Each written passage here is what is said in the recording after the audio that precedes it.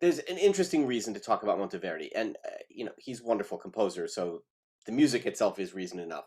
But as I've mentioned to you a little bit, um, he uh, he and Beethoven are similar composers, and so since our world, Beethoven's at the heart of our world, it's nice to talk about Monteverdi and imagine some of the connections between them. And the connections are, some of them are temperamental. Monteverdi's music was um, rhythmic and powerful and shocking the way Beethoven's was in his time. Uh, and so I think they share some of that and a desire above all else to express themselves. They were not trying to fit in or try to do things in the old way. They didn't care. They just had something they had to express. So they have that in common. But in the history of European music, they have a lot in common because they both stood at these tipping points. Monteverdi, writing around the year 1600, stood at the tipping point from the Renaissance into the Baroque period. And Beethoven, writing around the year 1800, stood at the tipping point from the classical period into the Romantic.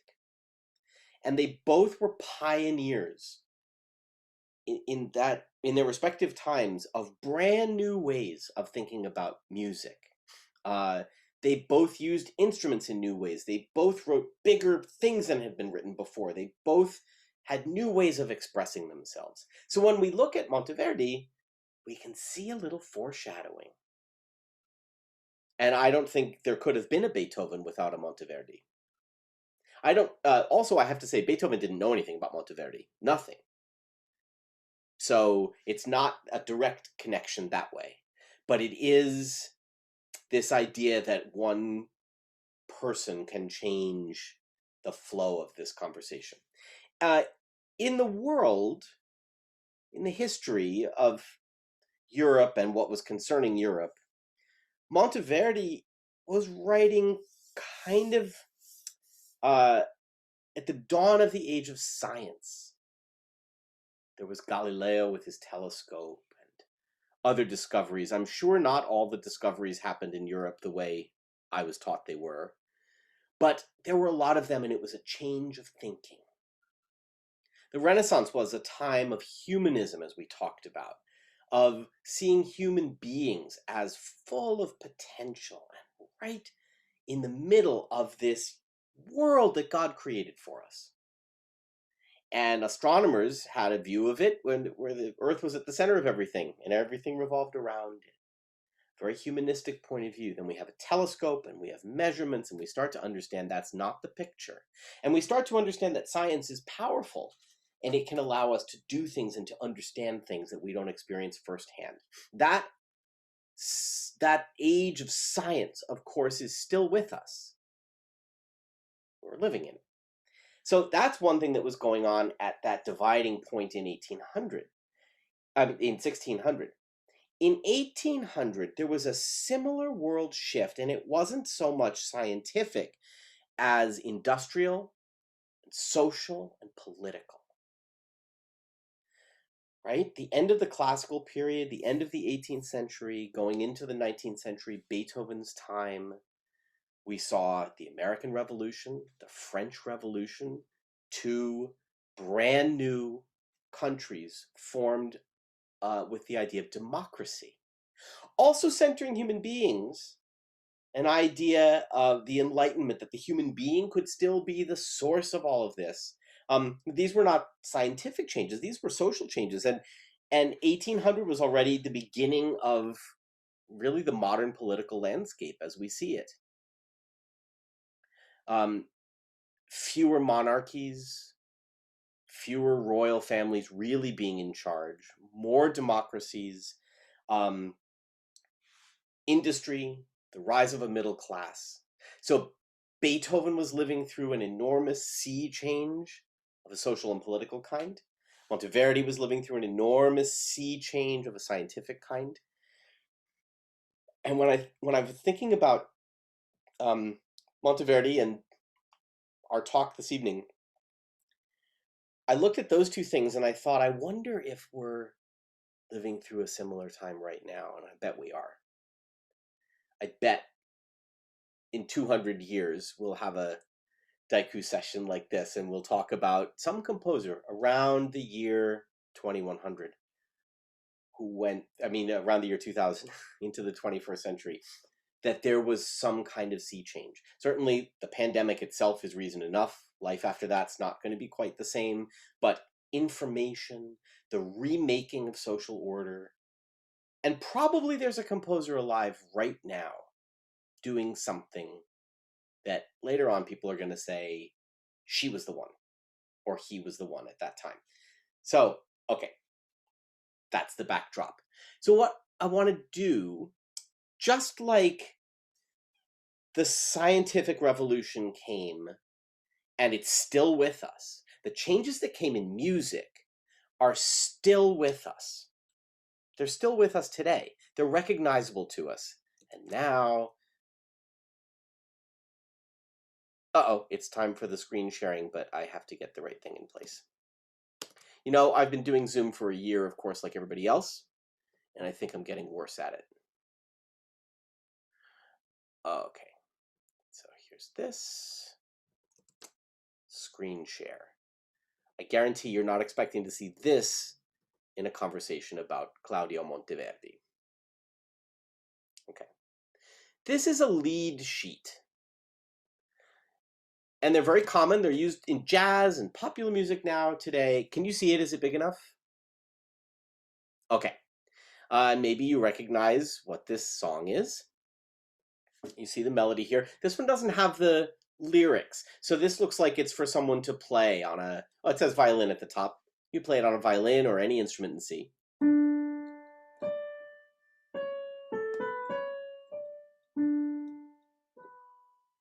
You all know this song. Do you know what those letters above the line of music are? It says D, it says B minor 7, it says F sharp minor 7. Those are the chords that go with this piece. So if I just play those chords, if I know how to play those chords,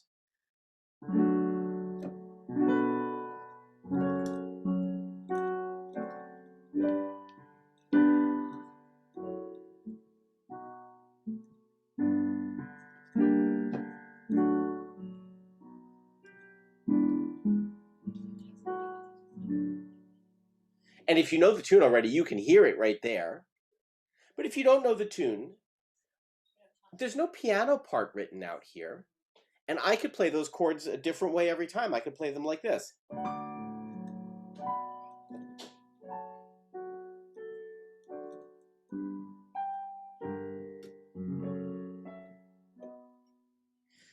They're just an indicator because this music is organized around harmony. We could even write chords for the Ninth Symphony. D minor.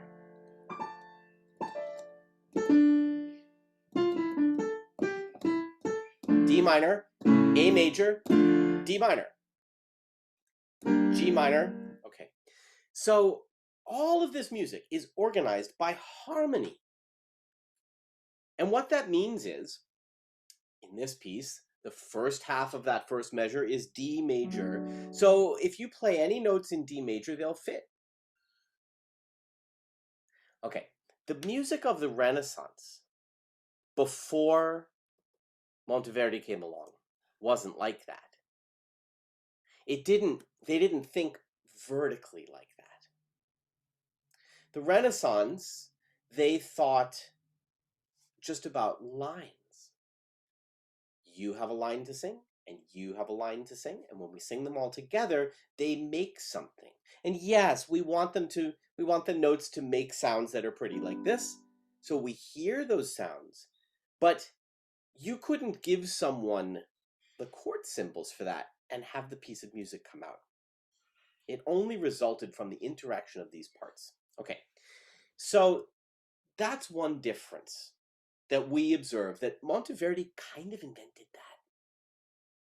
that. Not just him alone, I'm sure other people were doing it then, but boy, he was the one that took that idea. Let's organize it by harmony. Okay, so that's one thing. In general, if you think about the world, look around someplace other than your computer screen. If you have a window to look out of, look out. If you can see something natural, right? When we look out in the world, I don't know if you think about this as often as I do. Um, there are curved lines and straight lines.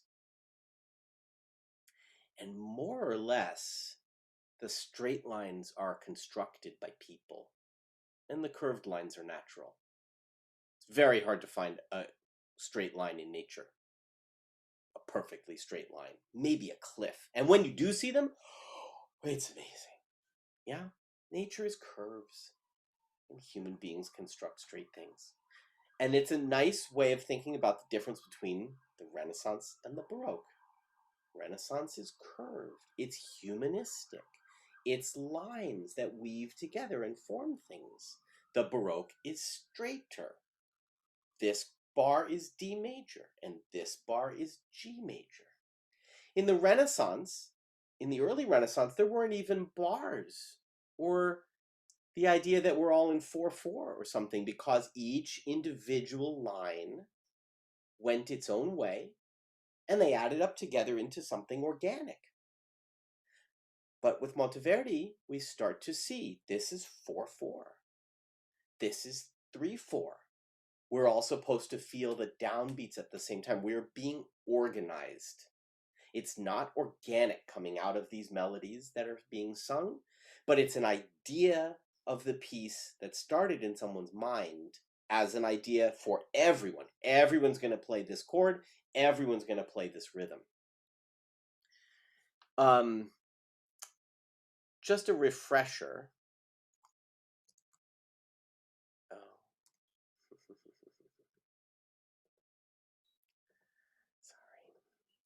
Sorry.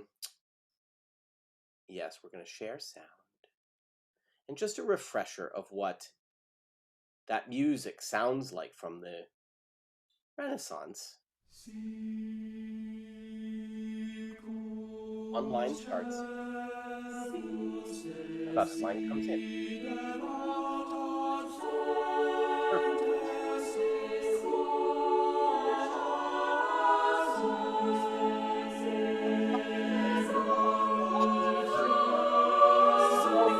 Together, but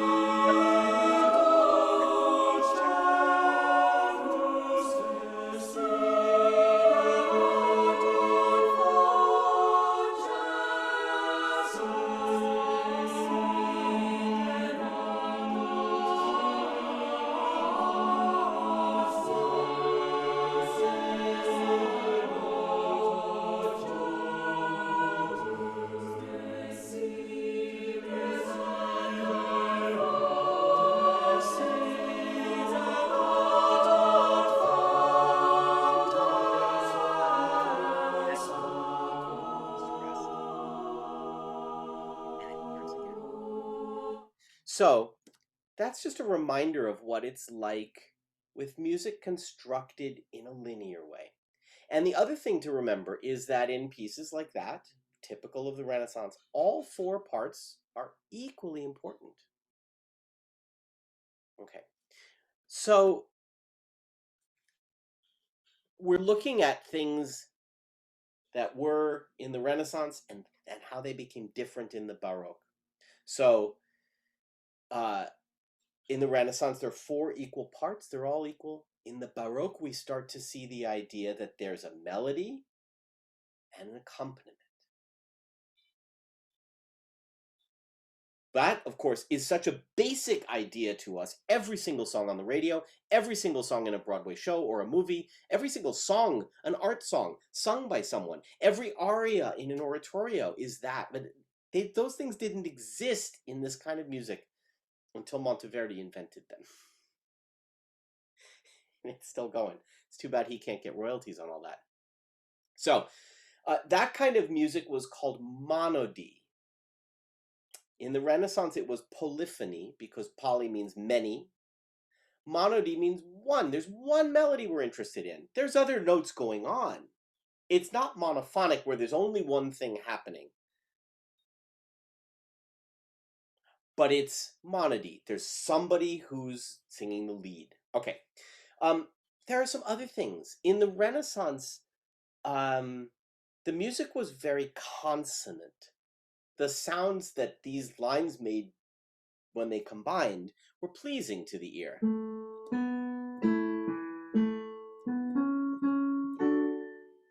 That's pretty.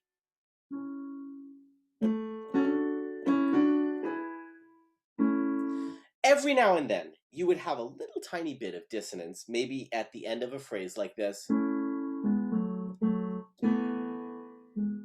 And you hear those two notes kind of rub against each other and then resolve. Well, those moments started to become more prominent. There started to be more dissonance in the music, and we'll see some incredible examples of that a little bit later on. The music in the Renaissance was modal, and we talked about this last time, how today we only have major and minor, but there used to be 6 different modes. Well, major and minor, that started happening right now, Monteverdi.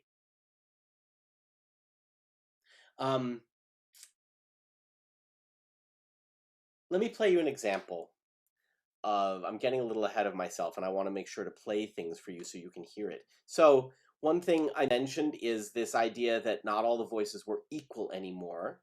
Here's an example of that. This is from a piece by Monteverdi called The Battle of Tancredi and Clorinda.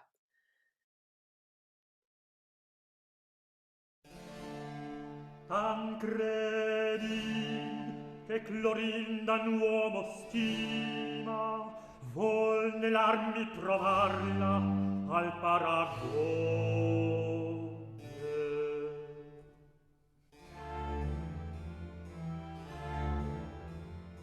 Va girando colella e pestre cima, verrà altra porta, uvi d'entrar dispone. Okay, so obviously we hear there's accompaniment and a soloist. We even hear this little rhythm that starts. Where is it? What key?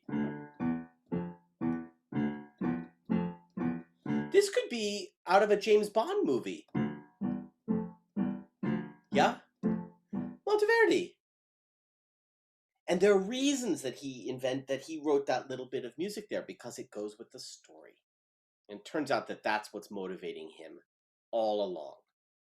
Okay, so talking about the modal quality of the Renaissance, I remind you of this piece.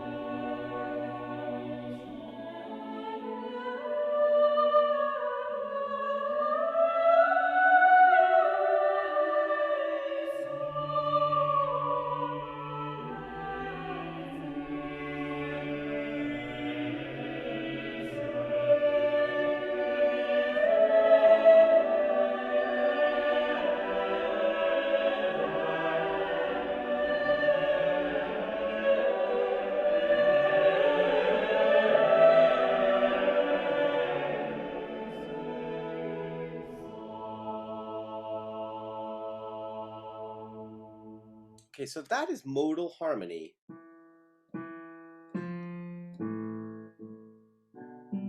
And in that last section, it's really alternating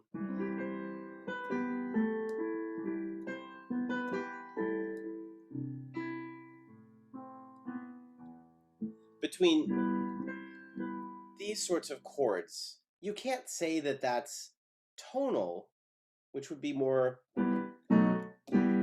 yeah, it's kind of in between. Compare that with this.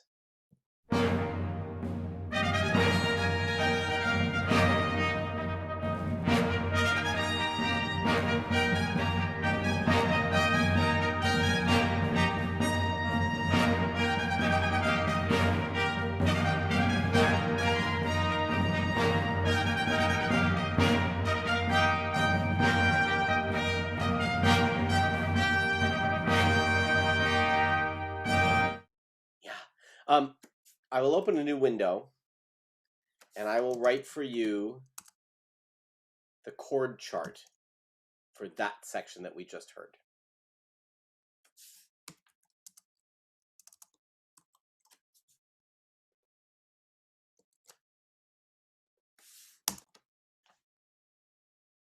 That's it.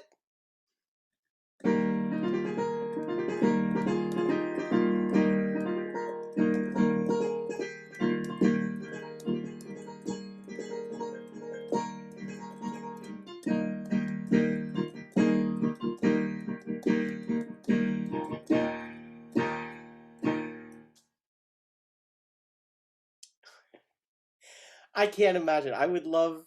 There are many moments in music history I would love to have been present for. One, obviously, is the premiere of the ninth. Uh-oh, someone's trying to get in. What doesn't show the code?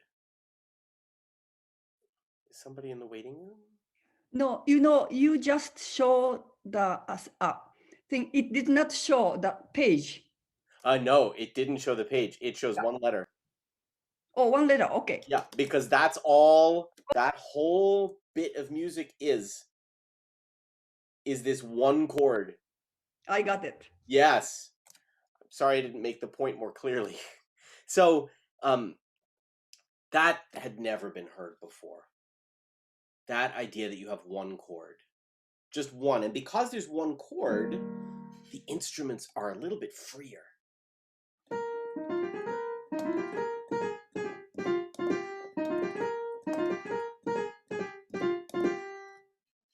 The chord holds everything together.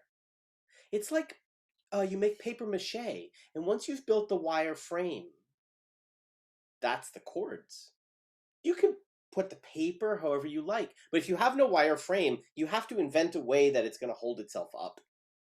So Monteverdi frees music from this. The other big difference, of course, in what you hear, Max showed us. Yeah, we hear trumpets and drums. Okay, so this is orchestration. And orchestration, of course, is with us still. It was a great, enormous factor, especially in Beethoven's time and later the whole 19th century. Beethoven, Brahms, Mahler, Strauss, bigger and bigger orchestras, Wagner, more and more and more sound. And then where did all that go? It went into the synthesizer.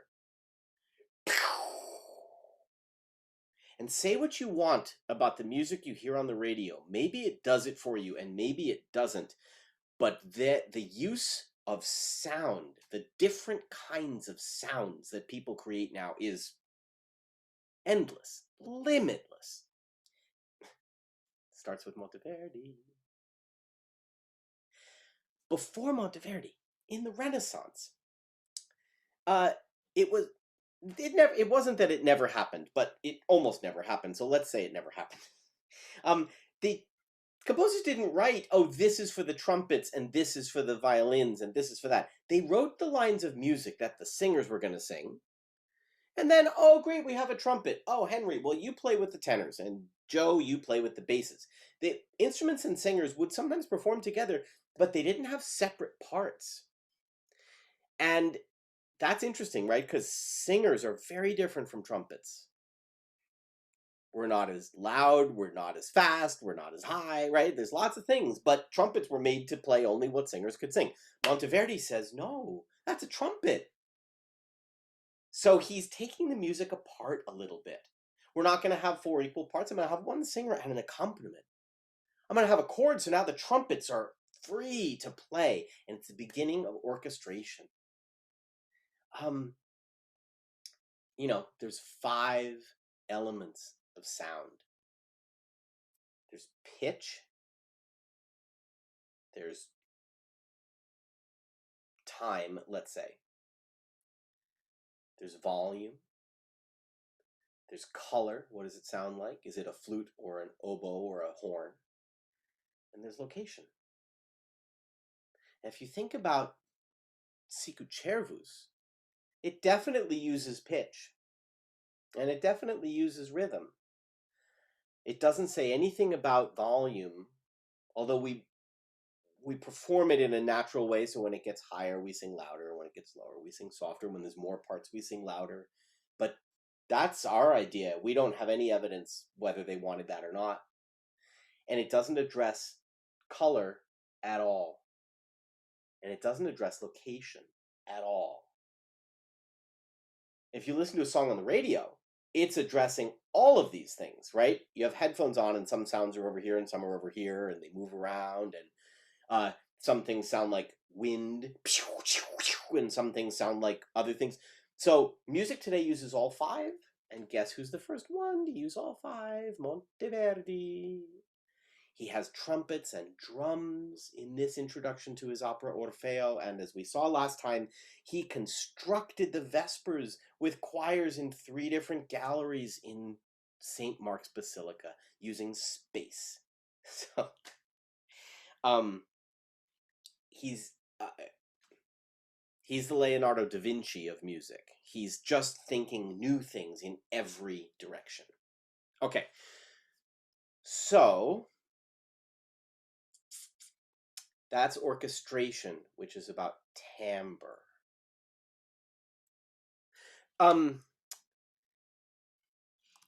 Another thing that Monteverdi did was he used repetition. Well, we saw it already, right? This is the whole first minute and a half of Orfeo. And obviously, a lot of things are repeating.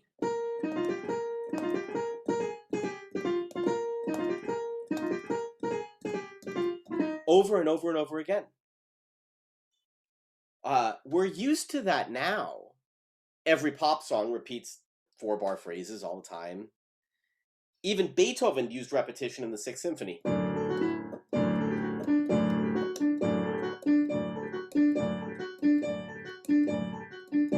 That happens 12 times. And then this happens. 12 times.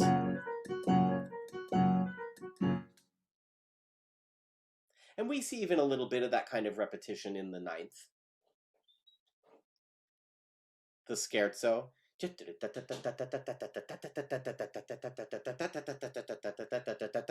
Right? This idea is totally new.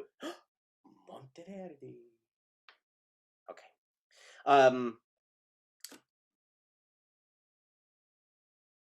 The other thing, okay, so the next piece I'm going to share with you, I'll share a longer clip of than I have so far, and so I'll tell you a little tiny bit about it first. It's a piece called Zeffiro Torna. It's about spring coming back. Zeffiro Torna means the spring wind returns. And it's for 2 soloists. 2 equal-voiced soloists. Probably in his time, it would have been 2 tenors, but in the recording, we're going to hear it's 2 sopranos. It doesn't matter.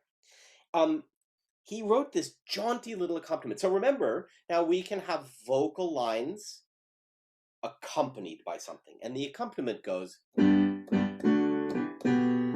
sorry.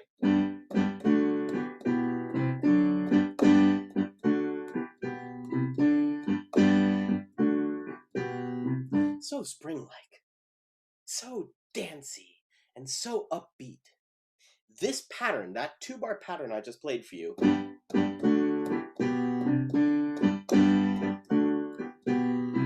repeats 139 times in a row. But you're not bored, because the singers, just like the trumpets are free, the singers are free because that accompaniment is holding them together, is holding the piece together. And so they're free to go off and do wild things that express the text. You'll hear word painting in it. He's singing about spring and all the things flowering and how it makes him feel. And he sings at one point, and the mountaintops and the valleys. And the singers go, E da monti, da monti. And then the other one goes, that's mountains. And then the other one goes, E da valli, da valli. The valleys. Ime, the heights. E profonde, the depths. He's really showing us the meaning of the words. And he's freed up to do this because he's got a band.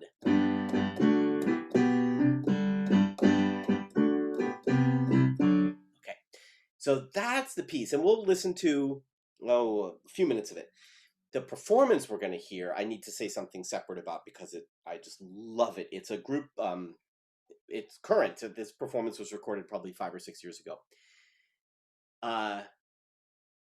I hate to ruin the surprise, but I'm going to because I want you to be able to listen and not be so shocked. It's two sopranos singing, but it's a man and a woman. He sings soprano every bit as high as she does. He's an incredible countertenor named Philippe Jarouski. And the conductor of this group, Christina Pluhar, is the one playing that gigantic instrument you'll see. It's a lute, but the neck of it is so long she would need her friend to finish playing the chords for her. Okay, so this is Zeffiro Torna, with all of that repetition and all of that stuff. And if you think it sounds like a pop song, you know all the reasons why. It's got rhythm, it's got a key, it's got this accompaniment supporting the singers, it's got this energy, it's got the repetition. Okay. And it's springtime, so what a lovely thing to share.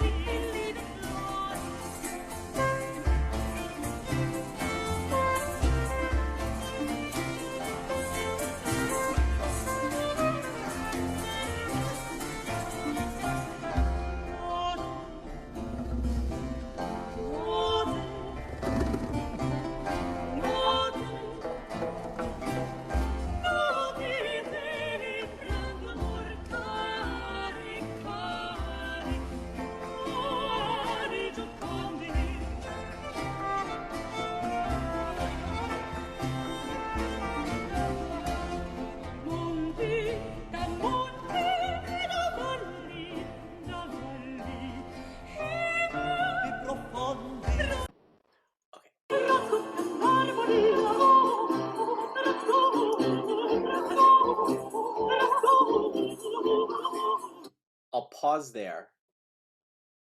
We'll remember where we are because it was just Fime profonde. We haven't even gotten to the end of this.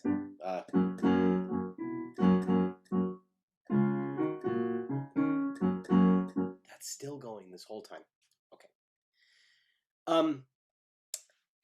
The fact that this, I'm going to play it in the key I know it in instead of the key they're doing. The fact that this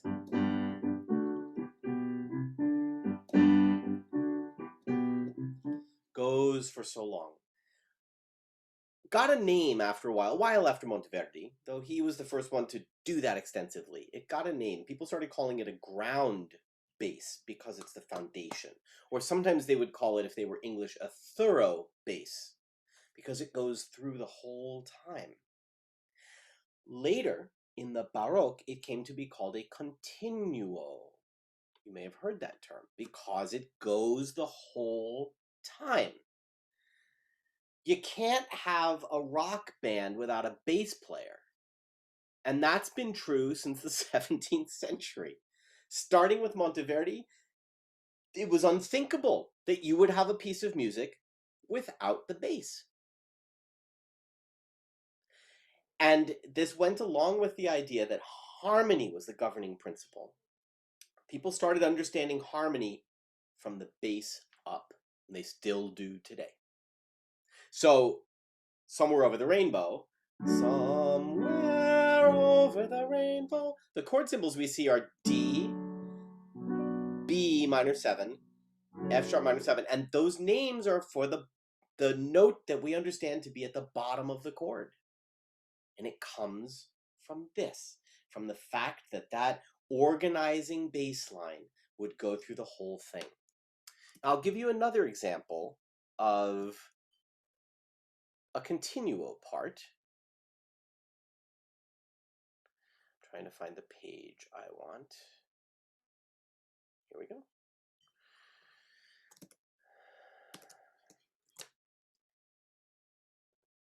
Yes. You all know this.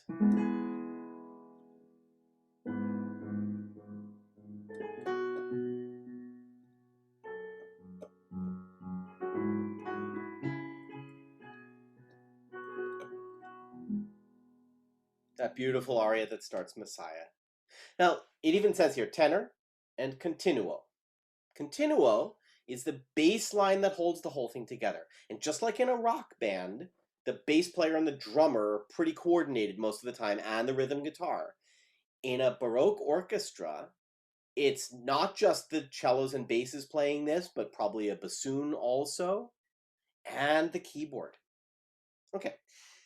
Now, if I just play the notes that are there,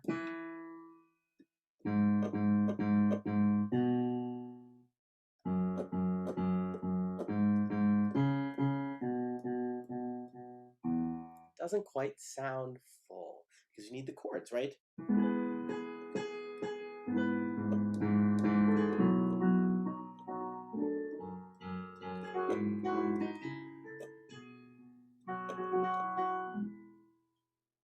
Now, in Somewhere Over the Rainbow, how did I know what chords to play? By those chord symbols at the top. In this piece, how do I know what chords to play? By those funny numbers over the bass part. Do you want it bigger? Would that help? Yeah, maybe. Those numbers, you even see them here at the end of the overture. Those numbers were the 17th and 18th century equivalent of the chord symbols we see in Somewhere Over the Rainbow. And it was called, so those chord symbols we call just chord symbols now. If you say chord symbols to a musician, they understand that that's what that is. Jazz musicians use them all the time. These numbers were called figured bass because they were kind of shorthand. And if you knew how to read it, like you know how to read chord symbols, you would know how to accompany the singer. So that practice that we see in Somewhere Over the Rainbow has been around for 300 years. And guess where it started? Claudio Monteverdi. This guy was something else. Okay. Now, why? Why did he do all this? That's always, to me, the most interesting question.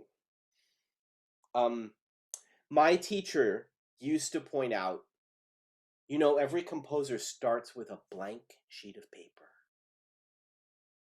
That's true of every artist. Every writer, every poet, every painter starts with something blank. And depending on your perspective, that's maybe the most terrifying moment for an artist. Because every choice you make limits the choices that are available to you, and the path gets clearer as you go. But when you're looking at a blank sheet, so the question is, looking at a blank sheet of paper, why did he pick these notes? Those kinds of questions I have a personal interest in. And I used to ask that same teacher, because I loved the way his choirs sounded. I used to ask him, whose choirs did you hear that would inspire you? And he said, I never heard a choir that sounded like this. And I said, well, where did you get the idea to make a choir sound like this? He said, well, I just wanted to hear what the composer wrote. Very simple idea. And Monteverdi's idea was very simple. Remember that, except for a little bit here and there, like the introduction to Orfeo, he wrote choral music, vocal music. And vocal music, remember, always has a text. It's always telling a story or setting a poem. And Monteverdi's idea was that the words should dictate what the music sounds like. That's it. And one tiny simple idea in the hands of the right master can change the world. He called his idea the seconda pratica, the second practice, the second way of doing things. He meant that sicut cervus and all the music like that was the prima pratica, the first way of doing things. But he's creating the seconda pratica not because he wanted to set out to change the world. He just can't see it any other way. I think that's true of all artists of vision. They do what they do because they don't know any other way to do it. And if we're lucky, they're really good at it, and it's something brand new. I think Monteverdi was a little bit defensive when he wrote that, because people said to him, Claudio, your music sounds so weird. Why are you doing that?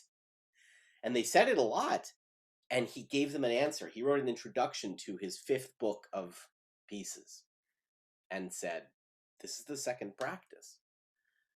The words, he said, the words are the mistress of the harmony. I always wish I should go look at the Italian, because maybe the problem is in the translation, but that's a confusing way to say it. The words are in charge. The words are the most important thing for him. Now, what's he defensive about? Well, I'll show you a little piece of his. Actually, let me play you something first. Play, then show.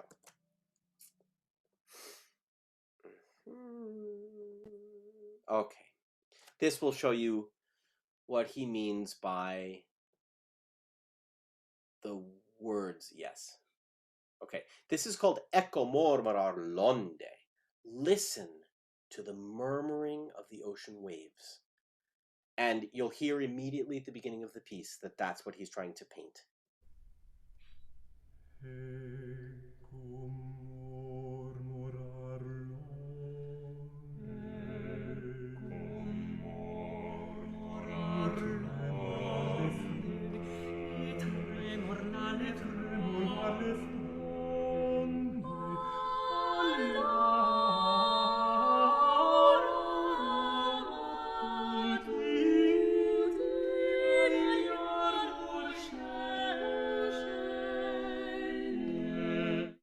We'll hear that again. So it begins, Ecco mormorar l'onde.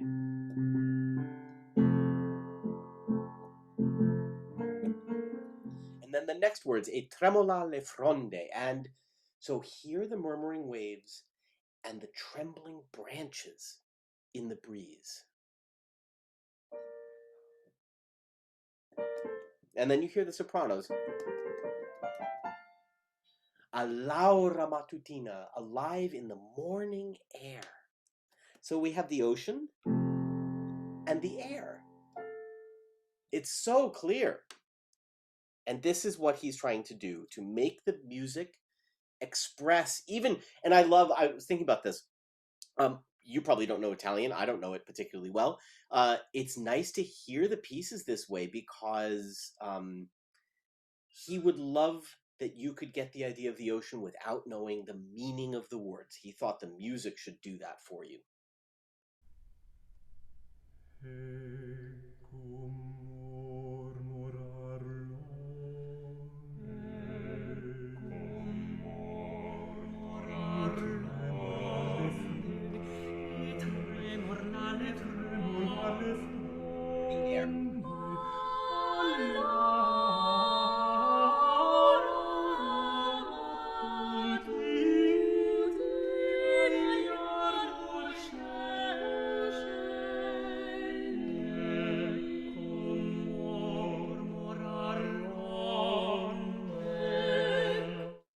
And you can hear already that it's going to build, right? Because it's a sunrise.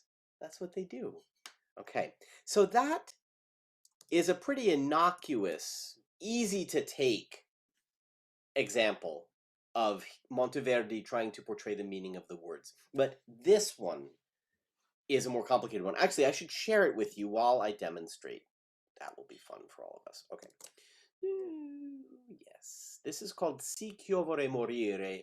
Yes, I would wish to die in that moment, bacio amore, that I kiss the beautiful mouth of my beloved. Okay, so it's a very lustful, loving, impassioned text. Right away, harmonically, we started here, and already we're here. Very jarring. Not modal, not like the Renaissance. Then it goes on.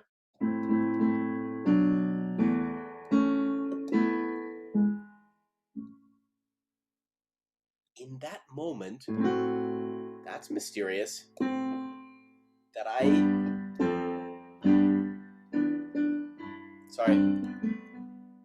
the beautiful mouth of my beloved.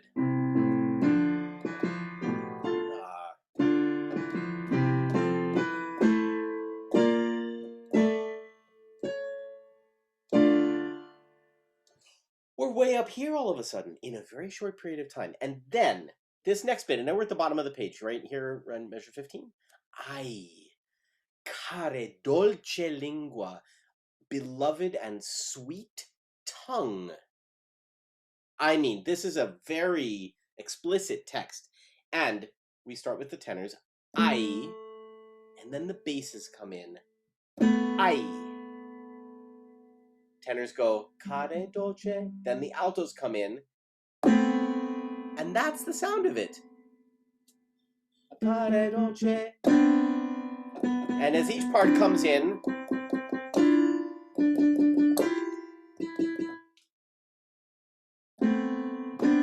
these are the sounds. This sounds like modern music. If you went to the Green Umbrella concert at the Disney Hall and you heard like all the weird modern music and you heard this, you'd be like, wow, that was right in there. Okay. Monteverdi got in a lot of trouble for writing things like this. Claudio, music's not supposed to sound like that. It's supposed to be beautiful. It's supposed to be a gift from heaven. It's supposed to tame human passions. And Monteverdi says, hey, poets can write about kissing the people they love and getting excited by it. So can I. And these sounds, when we think about Monteverdi, it's probably these sounds that people think of most because it was outlandish. It would be like a painter of the time suddenly using neon color. Just unheard of sounds. Sounds as dissonant as you can make them with the 12 notes God gave us here. You can't make anything more dissonant than that. You recognize it, of course. Beethoven used sounds like that all the time. Right? Beginning of the fourth movement. Same idea. Beethoven and Monteverdi share that they get impassioned about something and they just go for it. And those sounds changed harmony radically. Okay, so let's listen to a little bit of Sicch'io vorrei morire.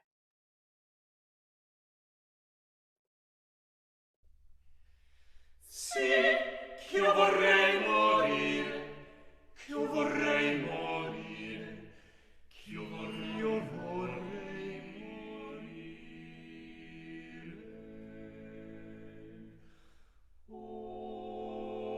Ora ch'io bacio amor, la bella bocca del mio amato core. Cari dolcellin, cari dolcellin, cari dolcellin, cari dolcellin, cari dolcellin,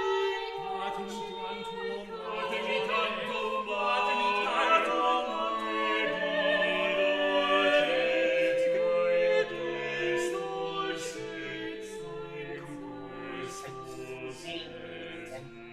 Soft rest of my beloved.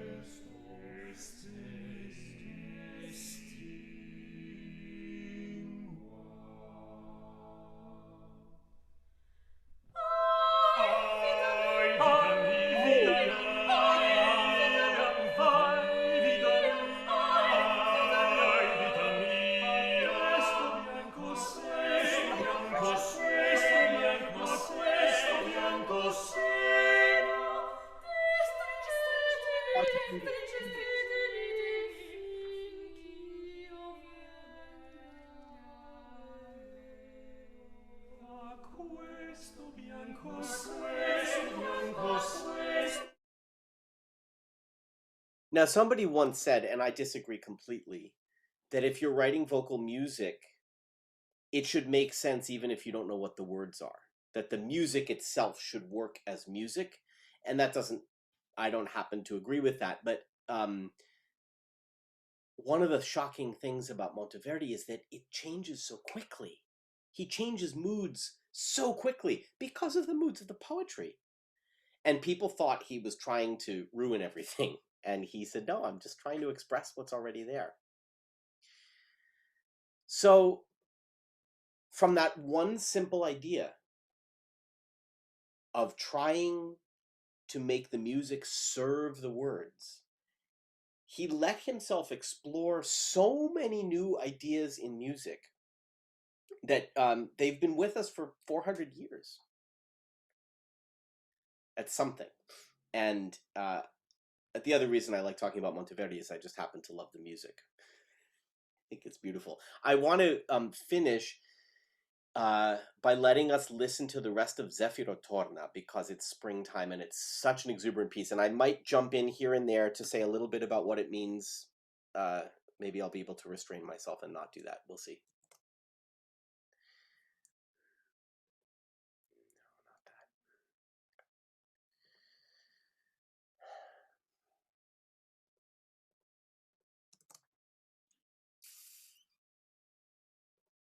So remember, we were just at Ime e profonde, and the next thing they sing is Raddoppian l'armonia. The mountains redouble and echo the harmony, and you'll hear them echoing each other, and then other things happen.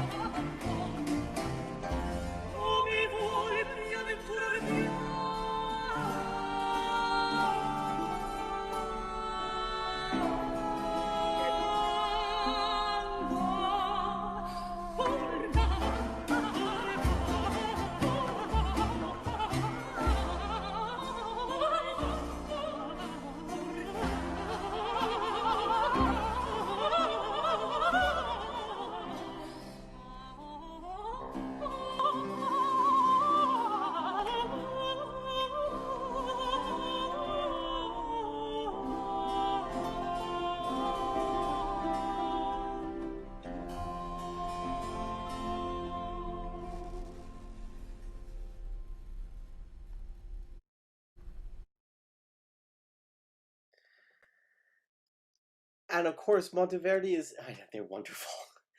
Of course, Monteverdi is credited rightfully with inventing opera. That's sort of the way an opera encapsulates all of this, but you can tell he's an opera composer at heart. He gets two fantastic singers together and he just lets them go. So that is the short story of how Claudio Monteverdi took everything the Renaissance handed him and invented the musical world that we live in today. There it is. I'm happy if you have any questions to try to answer them.